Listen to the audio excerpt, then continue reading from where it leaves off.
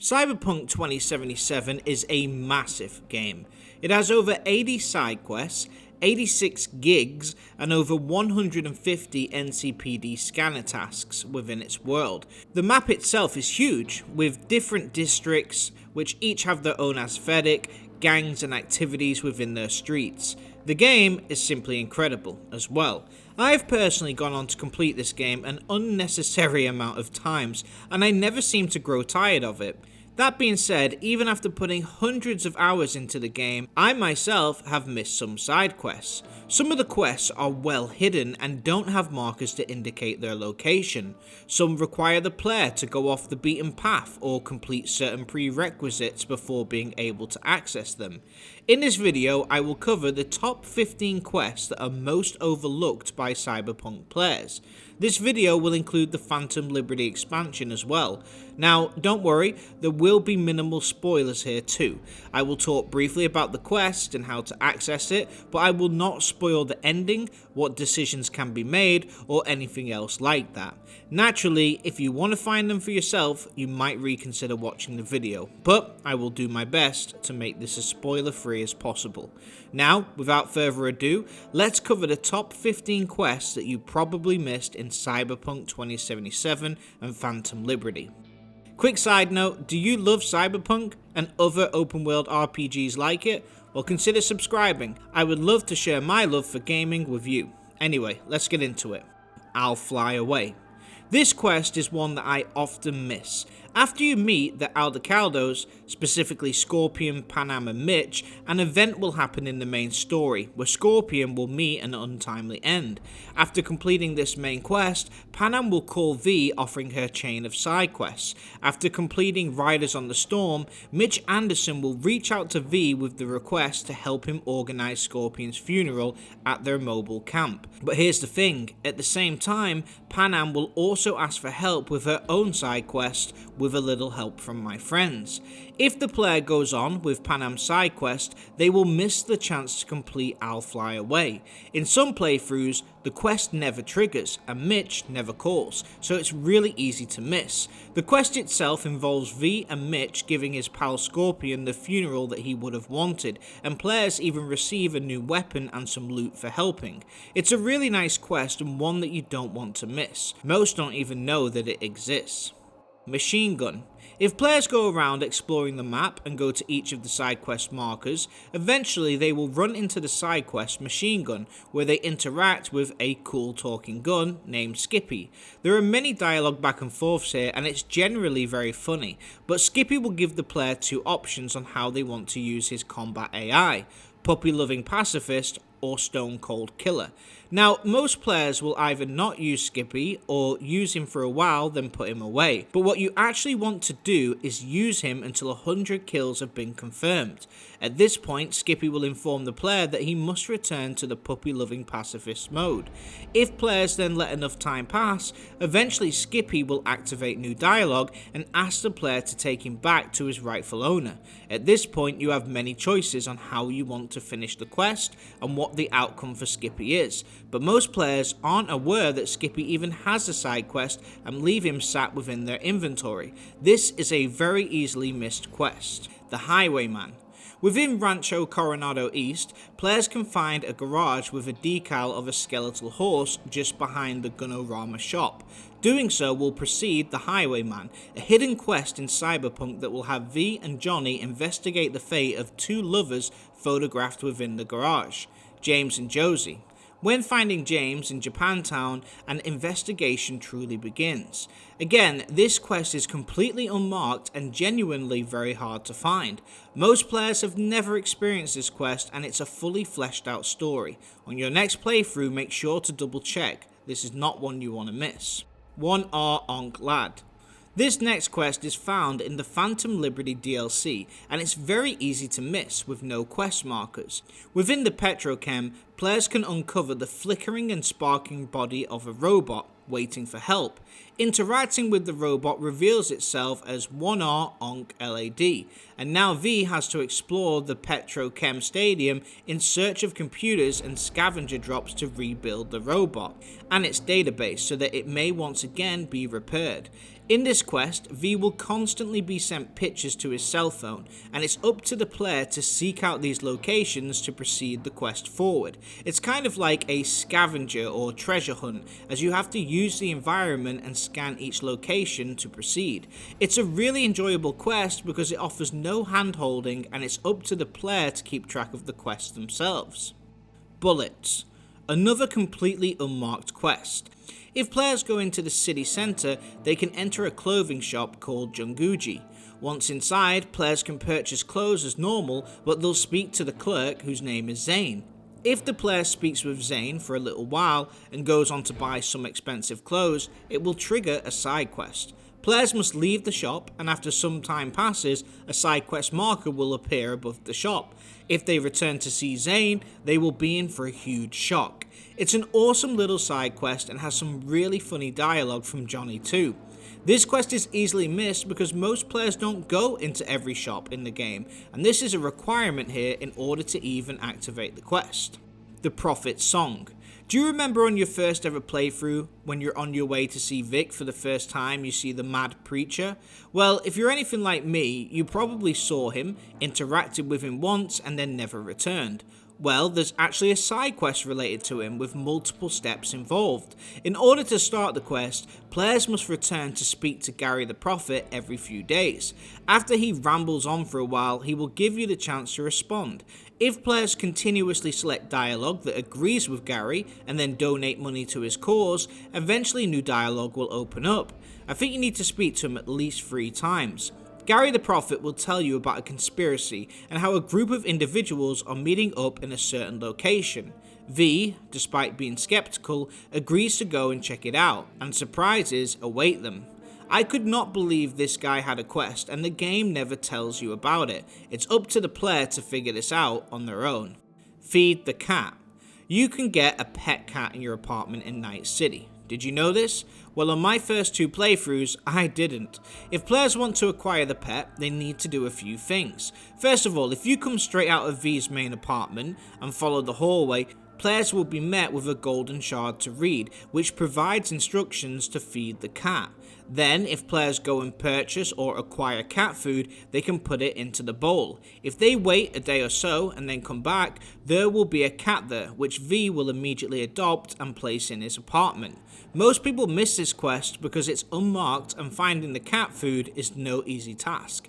Definitely worth doing. So this next one is less of a side quest and more of a secret related to having a pet. When completing the main quest, the heist, players will work their way through Konpeki Plaza and eventually end up in Yorinobu Arasaka's hotel room. Jackie begins rushing, telling you that you need to get a move on, so many players will quickly scan the room and just move on. But players should wait and take a look. If they go left by the entrance, they will see an iguana in an aquarium. Most players check it out and leave, but if players look closely, they will find an iguana egg that they can pick up. Later on, back at your apartment, V can place the egg in a little plate in the room. If the player waits enough time, eventually the egg will hatch and the player will have their second pet. This is really hard to find and most players will miss this. Coin-operated boy. When players are near the entrance to the mega building H8 in Japantown, Westbrook, they will be called over by Brendan, the most friendliest schism ever. He offers free drinks and has a few lines of dialogue. Brendan asks V to move a skip so that he can see people better, and then that's it. Or so you think. If the player returns, they will experience another encounter. If they return once again after, there will be a third encounter, and if they return a 4th time, they will receive the side quest, Coin Operated Boy. Brendan is missing, and it is up to V to figure out where he's been taken to. It leads to an investigation with multiple outcomes, and it leads to a riveting conversation about AI and whether it's sentient. In today's world, this conversation is more real than ever. It's crazy because when the game came out in 2020, this was a bit of a pipe dream, and now it's actual reality. But this is an easy to miss side quest because most players may either never find Brendan or they'll fail to return, just like the Prophet quest.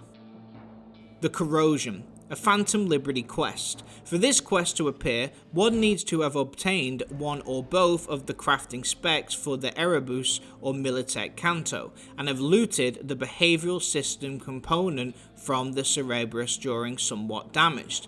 About 24 hours after completing Somewhat Damaged, V will receive a message from an unknown number, interested in the aforementioned items retrieved from the Kaino Shore facility. V will be directed to meet with Yoku Tsura at Kabuki Roundabout, who will take a few hours to decrypt the algorithm on the behavioral system component.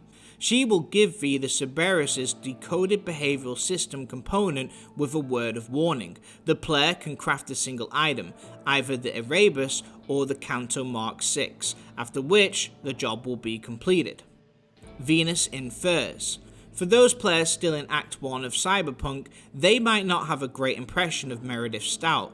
Meredith is a hard-edged and non-nonsense operations manager for Militech, and V can provide her with a hard time when meeting her during the pickup. Some players might elicit to not use her help at all, and in doing so, she will be replaced by Anthony Gildcrest, with Meredith dead and buried.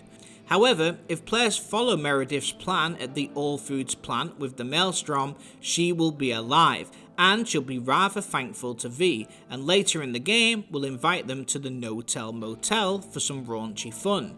Many miss this, as nobody usually wants to help Meredith on the first playthrough after the attitude that she gives the player. Love Roller Coaster. So I've played this game 7 times, and I have never seen this quest myself, as it's so easy to miss. If players go to the roller coaster in Pacifica, they will have access to the side quest where V is asked to fix the roller coaster and get it back online. However, if the player proceeds too far into the game, they'll miss it. You have to go there before you start the automatic Love quest. Love Roller Coaster is a time-sensitive quest, and a lot of people miss it. Automatic Love is one of the first main quests in game, and most people naturally just go straight to do it, so players have to literally ignore the main quest and make a beeline to this location as soon as Act 1 is complete in order to experience the full quest. Although, we can still ride the roller coaster later even if we miss it. For fans who really want to complete every quest in the game, they really need to make sure they pay attention to this one. Merkman returns again, once more forever. Once players have aided Panam with her quest, Ghost Town, players can actually head back into the same tunnel where V and Panam fought and killed the Wraiths and the Raffen Shiv. Within these tunnels, there's a dark secret found within one of the abandoned shipping containers, and inside is a Rayfield Caliburn, Merkmobile, indicating that a vigilante uses these tunnels to move around. Although it's an incredibly short quest, it's very easily missed and the car is very well hidden. Make sure you don't miss this one, it's one of the coolest cars in the game. Dressed to Kill. Players need to check out the desert film set location at Jeff's dirt track out in the middle of the Badlands, which has quite a few corpses scattered throughout. While V might spot a trauma team vehicle leaving the area, all the evidence around the data shard suggests a photo shoot that didn't exactly go to plan thanks to the Wraiths. Although this quest is rather short, it is once again hidden and players need to find this by themselves. Most players will never visit this place during the first few playthroughs, it's an easy miss. Every Breath You Take. During Kerry's side quest chain, players will eventually meet the group of stars that are Us Cracks. After finishing Kerry's questline, V will eventually receive a phone call from one of the group's members, Blue Moon. She explains that she's having trouble in regards to a stalker. In order to experience this quest, you'll need to make sure you don't threaten the Us Cracks during Kerry's Don't Wanna Hear It mission. As long as V is nice, the quest will open. Now, most players actually miss this quest because it's super late within the game, and at this point, players have completed almost everything except for the main quest. As a result, they just tend to consider the game complete and switch off the console or finish up the main story. Many don't know that this quest is waiting for them if they keep playing, and as a result, it's often missed. That's why this one's on the list. And the most missed quest in the game is Nocturn OP 55N1, where players must meet Hanako Embers. I'm just kidding, this quest is the most in-your-face quest ever, and it sets as your priority quest whenever you finish a side quest. There's a running joke with people even getting tattoos of it because of how often it pops up, memes and everything. God knows Hanako must have the patience of a saint for how long she's had to wait for V at Embers. Anyway, that's it. The top 15 quests that you probably missed during your playthrough of Cyberpunk 2077. Honestly, this game is an absolute gem, and I personally haven't even been able to find everything within the game because of how much content is there. If you were looking for another reason to do a playthrough, here it is, and with update 2.3 around the corner, players will have many more reasons to return. But now, I want to know your thoughts. How many of these quests have you done, and which ones have you missed? Which do you consider the easiest one to miss? And which quests are not on the list that you think should be on there? Let me know your thoughts in the comments. If you enjoyed the video, please give it the thumbs up, and if you're new here, please consider subscribing. I'm Av Gaming, where we do video game analysis, identifying what makes great games great, and what could make good games great as well. Thanks for watching, Av out.